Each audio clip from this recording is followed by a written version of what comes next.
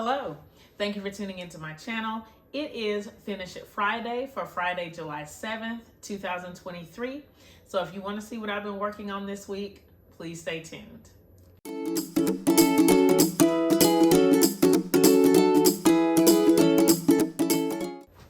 I am super excited to share what I've been working on this past week. What was cool was that I actually went on on a vacation from Sunday through Wednesday. And so I really haven't spent a lot of time quilting this week. Just what I did yesterday, which was Thursday, today, and probably, I guess maybe Friday and Saturday of last week. But I'm so happy with what I was able to get accomplished. I finished quilting my second quilt on the Longarm. I have it right here. I'm gonna put some clips in, but I want you to see kind of where I am now. I will not open it up yet, but I started putting the binding on. And like the reason that I'm not gonna open it up is because I wanna kind of save what it looks like with the binding on it. I'm trying to save it from myself, but I don't know how well that's gonna go.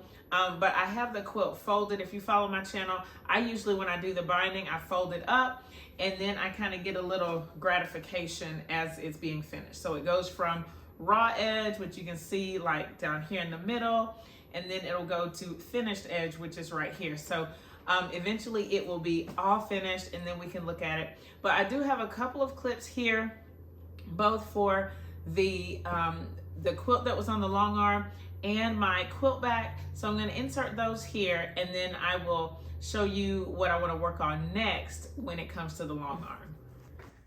I have the bottom portion of this quilt completed. So now it is completely done and quilted. We'll go in a little bit close on the quilting right quick. It's just okay for this one right now. So I'm getting ready to take it off of the Longarm. I have some concerns. I'm concerned that the quilting is going to be denser closer to the bottom and less dense at the top. That's going to be uneven. I haven't really looked a lot at the bottom stitches, so I don't know what they're, not bottom stitches, but like the stitches on the back of the quilt. So I'm interested to see what they're going to turn out like. I don't know. I'm just excited to take it off and see what it looks like. We'll take the, I'll do like a time-lapse video of taking the quilt off the machine. Then we can take a look at the stitches together.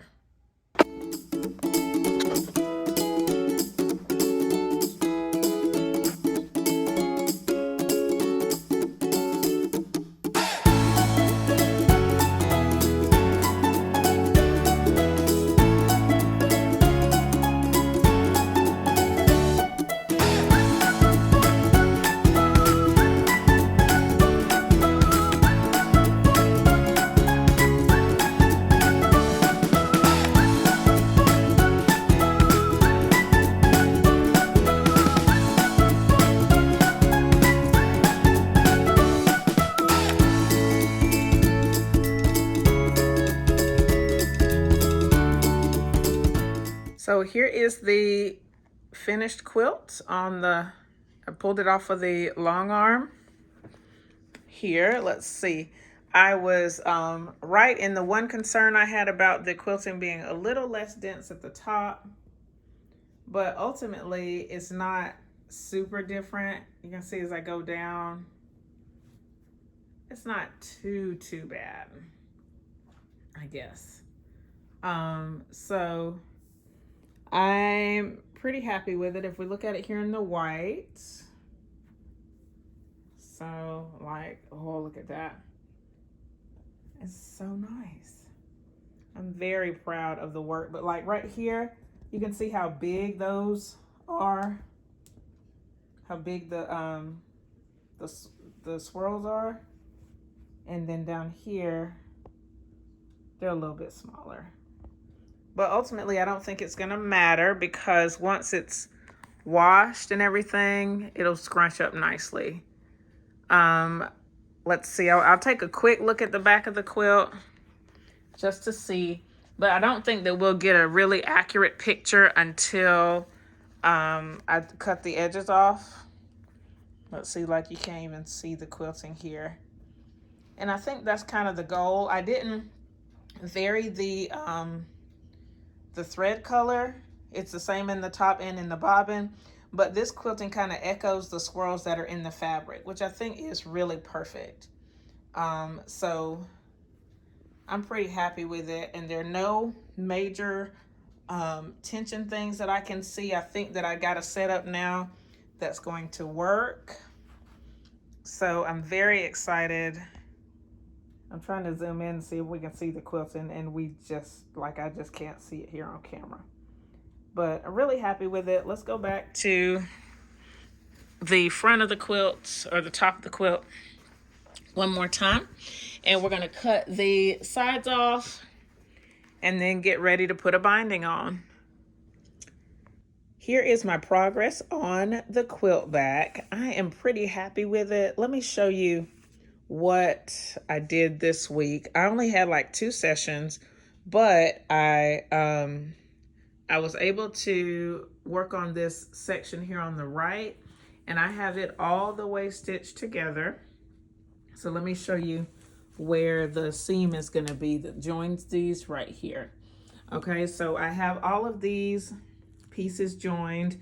I had to do a little bit of partial seaming to get everything together, but I'm so pleased with it. It looks pretty cool in my eyes. So my next step is going to be to get these 2 middle pieces stitched together. I am going to add another strip of this background fabric right in here to make that piece a little bit longer first, and then I'll be able to stitch those pieces together. I actually have kind of moved everything closer to the center, so you can see how much the seam allowances have taken up in this on this quilt back, and it kind of gives me a better idea of exactly how much I'm going to have to fill in. I also, let me see, this bottom panel, since I use it as kind of a leader ender, this bottom panel is completely stitched, and I added a little bit of fabric here in the top. So on this 3rd gray panel, I added that left piece, and I think I added a piece here, right in there on the on that piece. But I haven't worked much more on that top section because I want to get this middle portion done first. So after I add that piece, I'm going to stitch that center seam, cut off the excess, and then put the sides on. And then I'll be ready to stitch these longer thin pieces to the middle, and then finish the top and bottom and fill in the outsides with any extra fabric.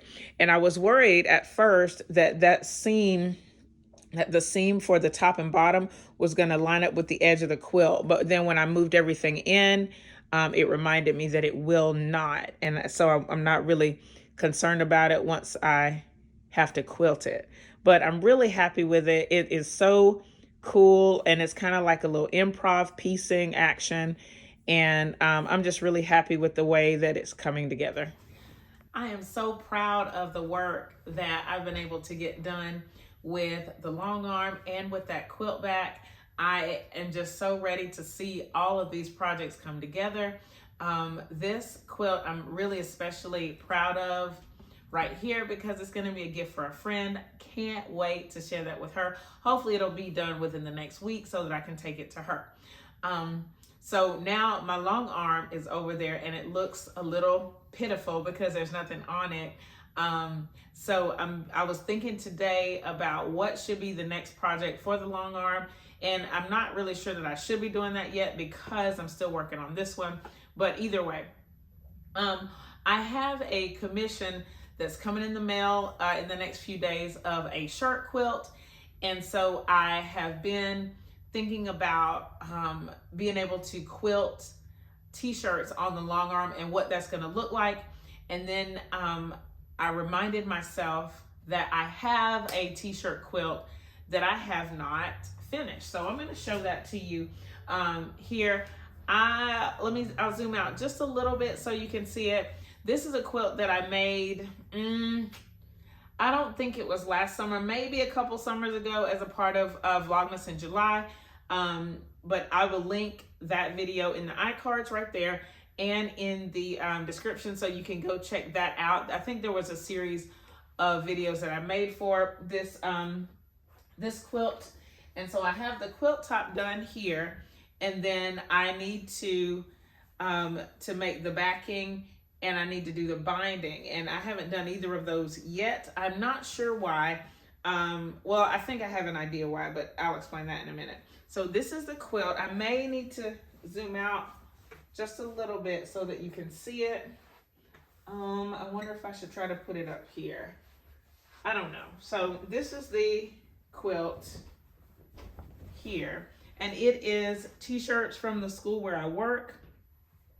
And it has sashing and cornerstones and a couple of borders, and this is all flannel. So I have been thinking about if I want to do a flannel backing, flannel binding. I do have, I don't really have a lot of flannel in my stash, but I have the leftovers from making this top. And so I may do the binding with that, but I know I'm gonna need to find a larger piece for the backing. So over the next week, perhaps after I get this quilt finished, I will go and find some flannel that I can put on the back of this, and then it's gonna get ready to go on the quilt, on the long arm, and we can get it quilted. I'm also interested in trying out pantographs, and I have several of those. So perhaps I will roll both of those endeavors into this quilt so that I can finish it and then try out using the pantographs on my long arm. The main thing that I'm concerned about is being able to quilt through these designs. I don't think it's going to be an issue, but I've never done it before. So, I mean, it's just like a new adventure, something new to try. So if you've worked on a t-shirt quilt with the long arm, let me know if it was easy to quilt through the shirts or if there's something else that I need to consider when preparing to quilt this quilt. Also with flannel, if there are any tips, tricks that you have for flannel, I would love to hear them. I was reading a little bit about the flannel binding, and people were saying they cut it a little wider. I'm not sure if I'm going to do that yet. We'll just have to see. So that's what's next on the agenda. I'm going to keep working on that quilt back because I just think that's going to be so cool to get it finished, and just to see what else I can get into this summer. Thank you so much to everybody who has been watching and subscribing and commenting on the videos. I really appreciate it. If you have any questions about what you've seen in this video, leave them in the comments below. Thumbs up this video, share it with your friends, and subscribe if you haven't already. Thank you so much again for watching, and I'll see you next time. Bye!